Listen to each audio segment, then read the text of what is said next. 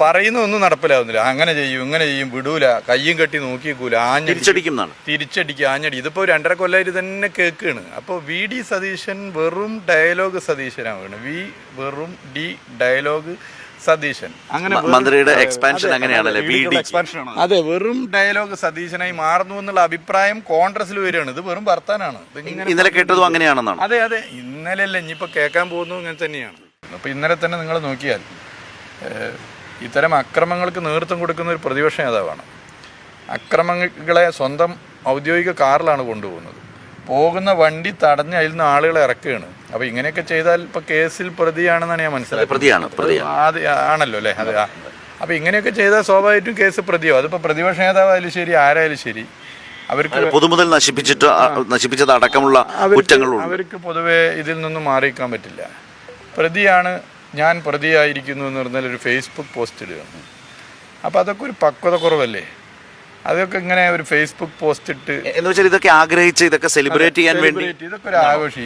ഇങ്ങനെ case പ്രതിയാവുന്നതിനൊക്കെ Facebook post ഇടാൻ തുടങ്ങിക്കഴിഞ്ഞാൽ ഞങ്ങളൊക്കെ പുതിയ പേജ് തുടങ്ങേണ്ടി വരും ഫേസ്ബുക്ക്. അപ്പോൾ അത് എന്ന് പറഞ്ഞാൽ ഒരു ഇമ്മച്യൂരിറ്റിയിലൊക്കെ കാണുന്നു. പിന്നെ ഇങ്ങനെ പറഞ്ഞുകൊണ്ടിരിക്കുകയാണ്, എന്ത് മുഖ്യമന്ത്രിയെ ആക്ഷേപിക്കുക, തെറി വിളിക്കുക.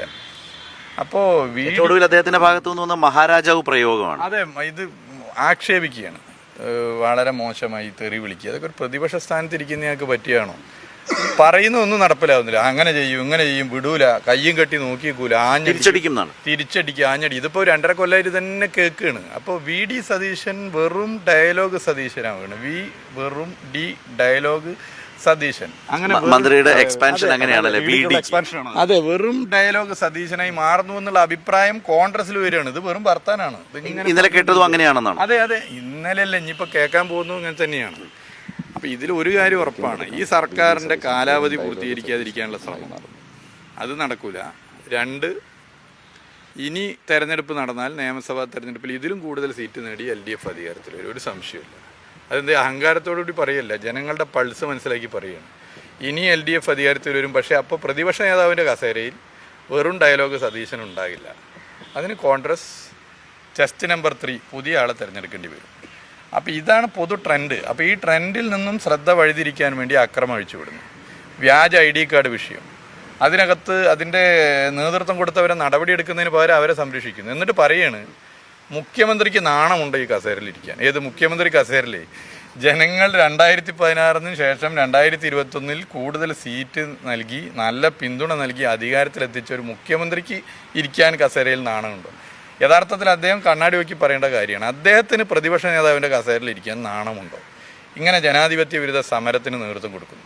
അദ്ദേഹം സെക്രട്ടേറിയറ്റിന് മുമ്പിൽ ജീവിതത്തിൽ ആദ്യമായിട്ടായിരിക്കും ഇങ്ങനെ ഒരു സമരത്തിൽ പങ്കെടുത്തത്. ഞാൻ ആക്ഷേപിക്കുകയല്ല, മുൻ പ്രതിപക്ഷ നേതാക്കന്മാരൊക്കെ തന്നെ അത്തരം സമരാനുഭവങ്ങളിലൂടെ വന്നാണ്. ഇദ്ദേഹം പാർലമെൻറ്റ് രംഗത്തുണ്ടായി എന്നുള്ള വസ്തുതയാണ്. ഒരു മണ്ഡലത്തിൽ കുറേ കാലം ജയിച്ചു. പക്ഷേ എന്താണ് സമരാനുഭവം ഇല്ല. അപ്പോൾ എനിക്ക് സമരാനുഭവം ഉണ്ട് എന്ന് സ്ഥാപിക്കാനും കൂടി ജീവിതത്തിൽ ആദ്യമായി ഒരു സമരത്തിൽ ഇങ്ങനെ പങ്കെടുക്കുന്നു, മൈക്ക് കൈ കിട്ടുന്നു, വായി തോന്നിയത് വെറും ഡയലോഗ് സതീശൻ എന്നുള്ള നിലയിൽ എസ്റ്റാബ്ലിഷ് ചെയ്യപ്പെടുന്നതാണ് കണ്ടത്. അല്ലാതെ അതായത് സമരാനുഭവമില്ലാത്ത നേതൃത്വവും അതിലേക്ക് വന്നിട്ടുള്ള പുതിയ ആളുകളും കൂടി ചേർന്ന് കാട്ടിക്കൂട്ടിയതാണ് തിരുവനന്തപുരത്ത് ഇന്നലെ കണ്ടത് എന്നാണോ? ഉറപ്പല്ല. നമ്മൾ എത്ര സമരം കണ്ട്, ആണിയടിച്ച പട്ടികയുമായി ആളുകൾ വരിക, പോലീസ് വാഹനങ്ങൾ കത്തിച്ച് പട്ടിക എടുത്ത ആളുകൾ അടിച്ച് ഭീകര അന്തരീക്ഷം സൃഷ്ടിച്ച് അതിന് മുമ്പിൽ പ്രതിപക്ഷ നേതാവ് നിൽക്കുക.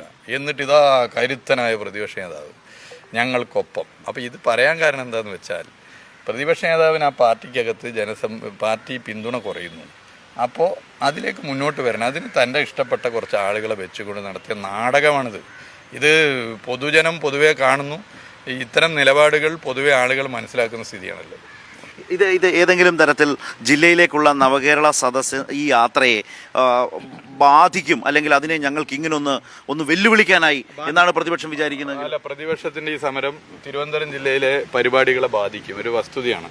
കാരണം ഇപ്പം നിശ്ചയിച്ചത് 10,000 കസേരയാണ്. അതിപ്പോൾ 20,000 കസേരയെങ്കിലും വേണ്ടി വരും. കസേര അപ്പം അത് ബാധിക്കുന്നുള്ളൊരു വസ്തുതയാണ്. കാരണം ഇതിൽ ഇരട്ടിയിലധികം ആളുകൾ വരും. അതിന് യഥാർത്ഥത്തിൽ പ്രതിപക്ഷ നേതാവിനോടൊരു പ്രത്യേക നന്ദി പറയുക. കാരണം ഇപ്പം തന്നെ ആളുകൾ വല്ലാതെ ആവേശത്തിലാണ്. ഞാനിപ്പോൾ മനസ്സിലാക്കിയ രാവിലത്തെ പരിപാടിക്ക് ഇപ്പം തന്നെ ആൾ ഇറങ്ങാൻ നിൽക്കുക. അത് ഈ പ്രതിപക്ഷത്തിൻ്റെ ഈ പണി. അല്ലെങ്കിൽ തന്നെ ആൾ കൂടുതലായിട്ട് കസേരയിൽ ഇരിക്കാൻ സ്ഥലമില്ല. പുറത്ത് നിങ്ങളൊക്കെ കണ്ടതാണല്ലോ. അപ്പോൾ ഇത് ബാധിക്കുന്നുള്ളത് വസ്തുതയാണ്. ഇരട്ടിയിലധികം ആളുകൾ ഈ ഇരട്ടിയിലധികം ആളുകൾ ഇതിനകത്തേക്ക് പങ്കെടുക്കാൻ ഇനിയും വരും. അതാണ് അതിന്റെ ഞാനൊരു കാര്യം ചോദിക്കട്ടെ, ഇന്നലെ ഈ സംഭവത്തിനൊക്കെ ശേഷമാണ് വർക്കലയിലെ ജില്ലയിലെ ആദ്യ പരിപാടിയിലേക്ക് വന്നത്. എന്തായിരുന്നു ഒരു അനുഭവം, ജനപങ്കാളിത്തം കണ്ടത്? അഭൂതപൂർവമായ ജനമാണ്, അഭൂതപൂർവമായ ജനം. മുഖ്യമന്ത്രി വളരെ പക്വമായി പ്രതിപക്ഷ നേതാവിൻ്റെ തെറിവിളികൾക്കെതിരെ, ആക്ഷേപങ്ങൾക്കെതിരെ പക്വമായി മറുപടി പറയും. എന്തൊക്കെയാണ് മുഖ്യമന്ത്രിയെ വിളിച്ചത്? ഇങ്ങനെയൊക്കെ ഏതെങ്കിലും കാലത്ത് ആരെങ്കിലും വിളിച്ചിട്ടുണ്ടോ? പക്വമായി മുഖ്യമന്ത്രി മറുപടി പറയുമ്പോൾ ഓരോ മറുപടിയും ജനങ്ങൾ എങ്ങനെയാണ് സ്വീകരിച്ചതെന്ന് കണ്ടിട്ടുള്ളത്. മുഖ്യമന്ത്രി എപ്പോഴും പ്രതിപക്ഷ നേതാവിനെ ബഹുമാനിച്ചിട്ടാണ് സംസാരിക്കാറ്. പക്ഷേ ഇന്നലെ സതീശാന്ന് വിളിച്ചു, അത് മാക്സിമമാണ്. പ്രതിപക്ഷ നേതാവിന് ഇന്നലെ സതീശാന്ന്, തന്നേക്കാൾ 10-20 വയസ്സ് പ്രായം കുറവാണ്. അത് സതീശൻ മറന്നുപോയി, അദ്ദേഹത്താൾ ഒരു 10-20 വയസ്സ് പ്രായം മൂത്താണെന്ന് മറന്നുപോയി. പക്ഷേ മുഖ്യമന്ത്രി അത് വിളിക്കാൻ കാരണം അതിലെല്ലാം ഉണ്ട്. അതായത് പ്രതിപക്ഷ നേതാവിൻ്റെ കസേരയിൽ ഇരിക്കാൻ യോഗ്യനല്ല, ആ പക്വത കാണിക്കുന്നില്ല എന്ന് ആ സതീശ എന്നുള്ള മറുപടിയിൽ നിന്ന് എല്ലാം വ്യക്തമാണ്. അത് വർക്കലയിലെ ജനങ്ങൾ എങ്ങനെയാണ് സ്വീകരിച്ചതെന്ന് കണ്ടു. വേദിയിൽ ആരൊക്കെ ഉണ്ടായിരുന്നു നമ്മൾ കണ്ടു.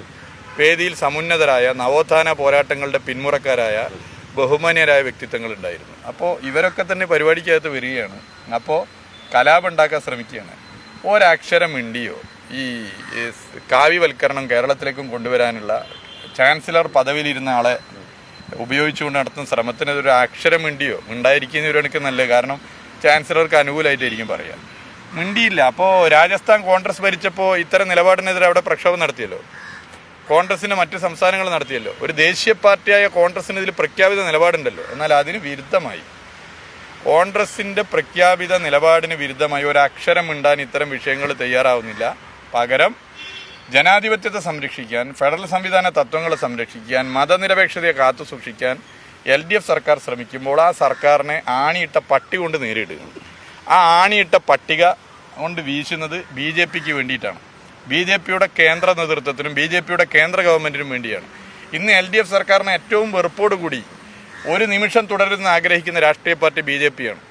അവരെക്കാൾ വൈകാരികമായി ഇത്തരം നിലപാടുകൾ സ്വീകരിക്കുന്നത് ഇപ്പോൾ കേരളത്തിൽ പ്രതിപക്ഷ നേതാവിൻ്റെ നേതൃത്വത്തിൽ KPC പ്രസിഡന്റ് നേതൃത്വത്തിലുള്ള കോൺഗ്രസ്സാണ്.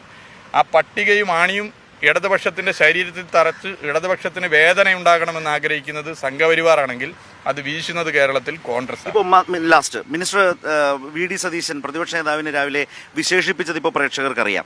അതായത് ഇടയ്ക്ക് ഷൂ എറിഞ്ഞപ്പോൾ KSU പ്രസിഡന്റ് പറഞ്ഞു ഇനി തിരുവനന്തപുരം വരെ ഷൂ ആണെന്ന് പറഞ്ഞു. പിറ്റേ ദിവസം അത് പിൻവലിച്ചു. മുഖ്യമന്ത്രി പറഞ്ഞു പിന്നെ വിലപിച്ചിട്ട് കാര്യം. ഷൂസിന്റെ കച്ചവടക്കാരൊക്കെ സന്തോഷിച്ചു, കാരണം കുറെ ഷൂസിന്റെ കച്ചവടം കൂടുന്നു. പക്ഷെ പറഞ്ഞത് വെറും ഡയലോഗ് ആണ് എന്ന് മനസ്സിലായി. അതാണ് ചോദിച്ചത്. അങ്ങനെ പറയുന്നു പ്രതിപക്ഷ നേതാവ് ഇനി പറയുന്നത് ഇനി അടിയോടടിയാണ്, ഇനി തിരിച്ചടിയാണ് എന്ന് പറയുന്നതും ഈ ഷൂവിന്റെ കാര്യത്തിൽ നടത്തിയ പ്രഖ്യാപനവും ഒരുപോലെയാണെന്നാണോ? പറഞ്ഞല്ലോ, വെറും ഡയലോഗാണ്, വെറും ഡയലോഗ് സതീശനാണ്. അതാണ് അതിന്റെ പ്രശ്നം.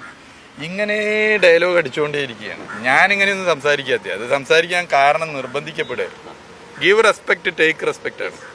അപ്പോൾ ഈ ഇങ്ങോട്ടുള്ള ബഹുമാനം ഒരു തരത്തിലും ഇല്ലാത്ത ആളുകളോട് പിന്നെ നമ്മൾ തിരിച്ച് ബഹുമാനത്തോടെ സംസാരിക്കേണ്ട ആവശ്യമൊന്നുമില്ല. കോൺഗ്രസിലെ എല്ലാ നേതാക്കന്മാരോടും ഞങ്ങൾ ഇങ്ങനെ സംസാരിക്കുന്നില്ലല്ലോ.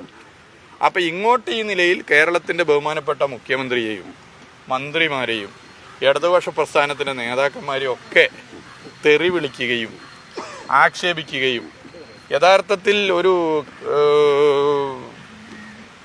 മദ്യക്കടയിൽ പോയിട്ട് അടിച്ചു വന്ന് സംസാരിക്കുന്നത് പോലെ സ്ഥലകാല ബോധമില്ലാതെ സ്വന്തം നാവിനെ നിയന്ത്രിക്കാൻ പറ്റാതെ വിളിച്ചു പറയേണ്ട ഒരു പദവിയിൽ ഇരിക്കുന്ന ആളാണോ VD സതീശൻ? അല്ലല്ലോ.